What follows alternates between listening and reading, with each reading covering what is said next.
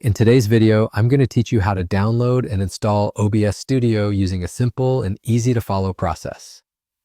OBS Studio is a fantastic tool for recording and streaming, and getting it set up on your computer is the first step toward creating professional quality video content. So let's dive in and get started.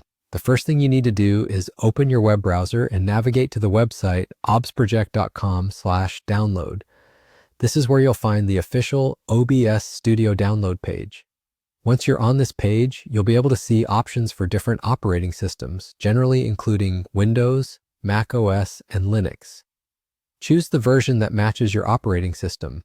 If you're using a Windows computer, you'll want to click the Windows icon. Similarly, Mac OS users should click on the Apple icon, and Linux users, the respective icon for their system. This ensures you get the correct installer for your computer. After selecting the correct version for your operating system, you'll want to click the button that says Download Installer. This is typically prominently displayed, so it should be easy to find. Clicking this button will begin the download of the installer file for OBS Studio. Depending on your internet speed, this may take a few moments, so feel free to relax or do a quick task while it downloads. Once the download is complete, locate the downloaded file, which is usually in your computer's Downloads folder unless you've changed the default settings for file downloads. Now the next step is to run the installer to get OBS Studio set up on your computer. Double-click the installer file to begin the installation process. You'll be prompted with a security warning or a confirmation to allow the program to make changes to your system. Simply click Yes or Allow to proceed. This is a standard security feature, particularly on Windows computers. The OBS Studio Setup Wizard will then open.